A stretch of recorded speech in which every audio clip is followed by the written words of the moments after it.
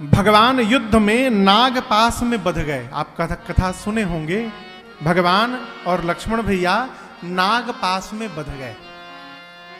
नाग पास में बैठ गए, बन गए। तो नारद जी ने गरुण जी को भेजा भगवान के पास कि गरुण जी का भोजन सर्प है, आप जाइए और भगवान को सर्प बंधन से मुक्त करिए। गरुण जी महाराज आए, भगवान को नाग पास से मुक्त किए और मुक्त करने के बाद सोचने लगे,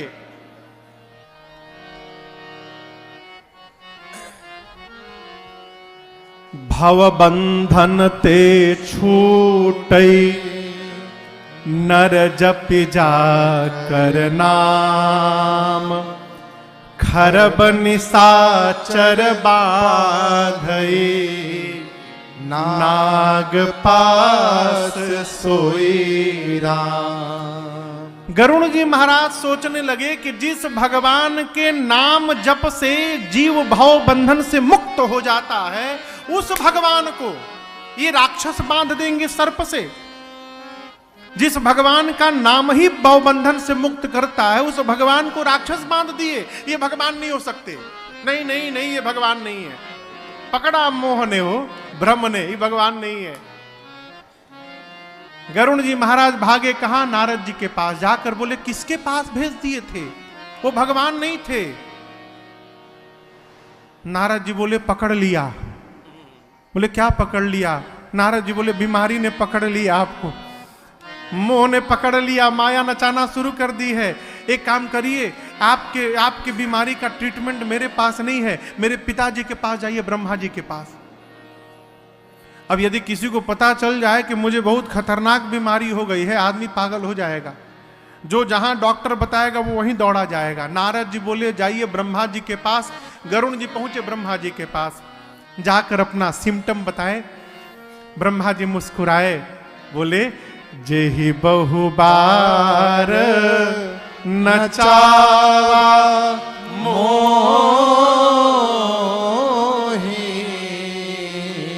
सोई व्यापे ओ विहंगपति तो ही। इस बीमारी ने, ब्रह्मा जी बोले, हमको भी बहुत परेशान किया है, बहुत बार हमको फंसाया है इस बीमारी ने।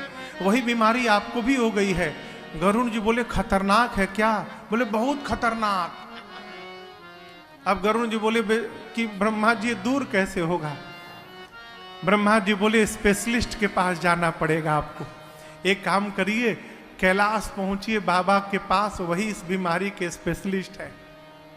गरुण जी दौड़ने लगे कैलाश की ओर। तब तक रास्ते में बाबा मिल गए, भगवान शंकर। गरुण जी दंडवत किए, अपना सिम्टम बताए, बोले, आप उपचार करने में सक्षम हैं। शंकर जी बोले, देखिए चेंबर तो हमारे कैलाश में है, आप रास्ते में मिले हैं, रास्ते में कैसे उपचार करूं? लेकिन आपका सिम्टम सुन के ये पता चल गया है कि आपकी बीमारी कैसे जाएगी। गरुण जी बोले, कैसे जाएगी? शंकर जी बोले, तब ही होई सब संशय भंगा, कब? जब बहुकाल करिय सत्संगा।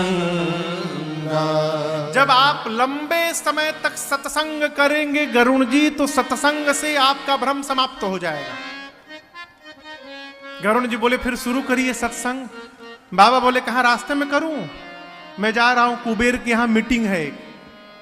मैं तो लंबा सत्संग नहीं दे सकता, लेकिन आपको एक ऐसे स्थान में भेज रहा हूं जहां पर तज हरि भजन काज नहीं दूजा, जहां भगवान के भजन को छोड़कर दूसरा कोई प्रोजेक्ट ही नहीं है। एक ही काम, जगो तो कथा शुरू कर दो, और नींद आए तो कथा बंद करके सो जाओ। वहां हमेशा कथा चलती है। 27 कल्प बीत गए, कथा चल रही है। कहां? गरुण जी महाराज को भगवान शंकर बोले, आप नीलगिरी पर्वत जाइए, वहां काकभुषुंडी जी महाराज हैं। पार्वती जी ने शंकर जी से कहा, बाबा आप चाहते तो क्षण भर के अंदर गरुण जी का संशय समाप्त कर सकते थे, आपने क्यों नहीं किया? भगवान शंकर बोले, देवी मैं भगवान की लीला में विघ्न नहीं बनना चाहता। भगवान के निकट रहने वाले जीव को मोह हो रहा है, इसको सामान्य मत समझिएगा। गरुण जी महाराज भगवान के निकट रहते। अच्छा आप बताओ, किसी भी आदमी के अंतरंग बात को जानते हैं? घर का कौन सा सेवक जानता है? ड्राइवर। वो गाड़ी चलाता रहता है और स्वामी के सब बात सुनत है। पति पत्नी पीछे बैठ के लड़ते हैं, वो भी सुनता है ड्राइवर। दोनों में जमा है आज। गरुण जी महाराज भगवान के वाहन हैं, अति निकट रहने वाले हैं, सेवक हैं, उसके बाद इनको मोह हो गया, ये सामान्य घटना नहीं है।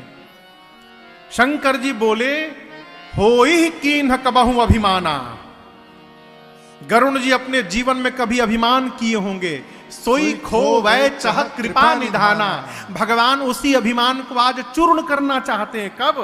जब आदमी अपने छोटे के सामने जाकर नीचे बैठता है तो उसका सारा अभिमान वहीं पर चूर्ण होकर समाप्त हो जाता है। आज पक्षियों के राजा है और आज कागभूषुंडी जी के सामने जाकर बैठ करके सुनेंगे ना, अभिमान समाप्त हो जाएगा। एक पहला कारण।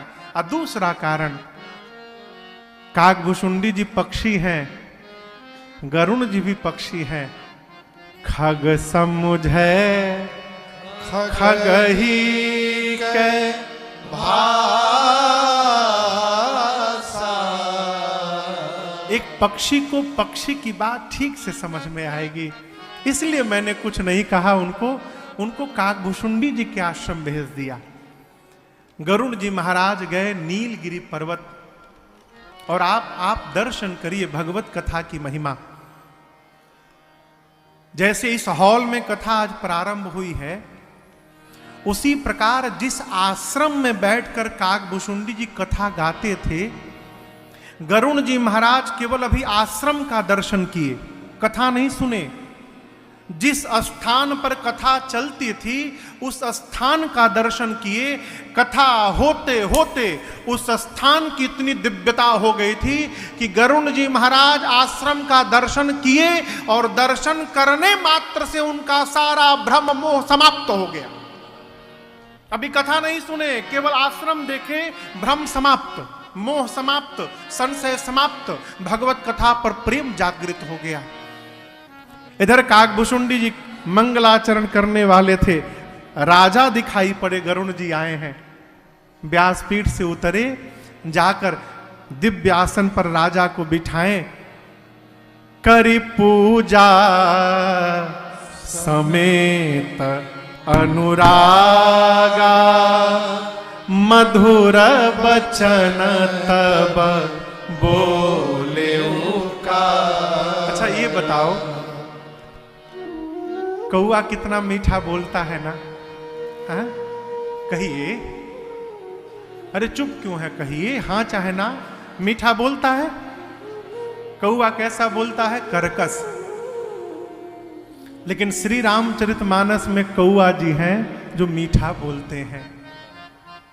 मधुर बचन तब बोले का।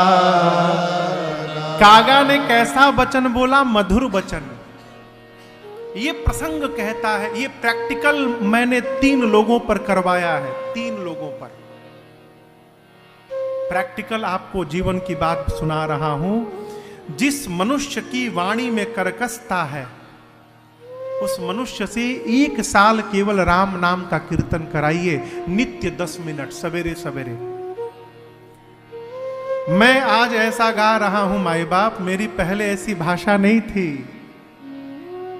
न मुझे बोलने आता था, न चलने आता था, न बैठने आता था, न उठने आता था, न खाने आता था, कुछ नहीं आता था।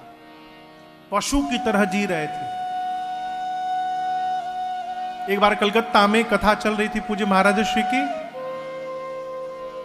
मैं दूसरे कमरे में था, पूज्य महाराज श्री ने मुझे आवाज दी, मैं कमरे में गया तो महाराज श्री बेड पे थे और सामने सोफे पर महाराज श्री के मित्र बैठे थे। मैं उनके मित्र के सामने से जाकर महाराज श्री के पांव के पास खड़ा होकर बोला, सरकार क्या आज्ञा है? तो महाराज श्री हमको देखकर मुस्कुराए, बोले कि गीता प्रेस में किताब है, क्या करें और क्या ना करें उसको मंगाइए और मंगा के पढ़िए और जाइए। मैं तो समझ गया कि मेरे से कोई अपराध हो गया है, जिस कार्य के लिए बुलाया गया वो बात नहीं कही गई, दूसरी बात कही गई। अब मैं बेचैन, कौन सा अपराध हो गया है? रात्रि में जब सेवा में था एकांत में, तो मैंने पूछा, सरकार इतना तो पता है कि अपराध हुआ है, लेकिन कौन सा अपराध हुआ ये पता नहीं चल पा रहा है।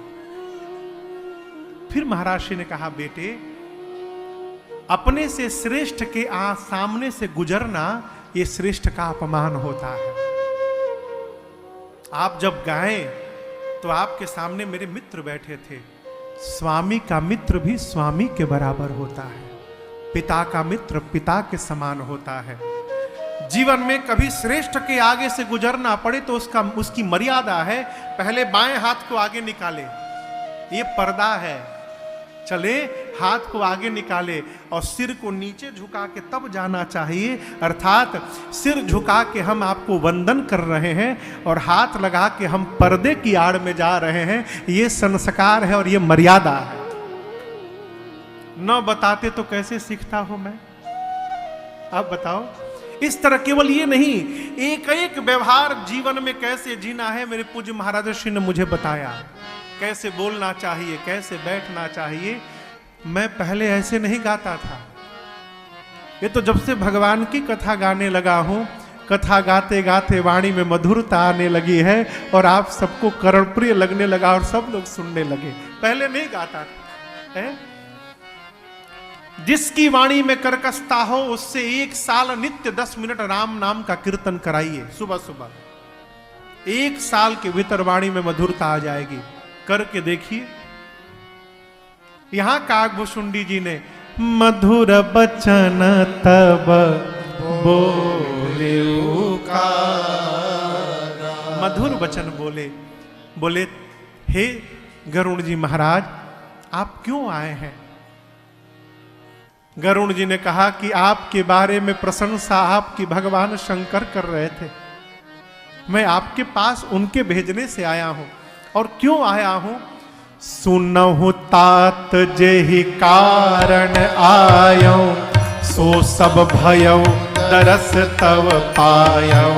सुनहु तात जेहि कारण आयो, सो सब भयो दरस तव पायो। देखि परम पावन तव आश्रम, गयो मोह संशय नाना भ्रम। देखि परम पावन तव आश्रम, गयो मोह संशय नाना भ्रम। अब श्री राम कथायति पावनी, सदा सुखद दुख पुंजन सावने। अब श्री राम कथायति पावनी, सदा सुखद दुख पुंजन सावने। सादर तात सुनावहु मोहि, सादर तात सुनावहु मोहि। हाँ सादर तात सुनावहु मोहि। सादर तात सुनावहु मोहि। बार बार बिनमो प्रभु तोहि राम कथा। जय श्री राम कथा, जय जय राम कथा, जय श्री राम कथा। इसे श्रवण कर मिट जाती है, इसे श्रवण कर मिट जाती है। कथा श्रवण कर मिट जाती है, कथा श्रवण कर मिट जाती। 100 जन्म जन्म की व्यथा हो। जय जय राम कथा, जय श्री राम कथा, जय जय राम कथा, जय श्री राम कथा, जय जय राम कथा,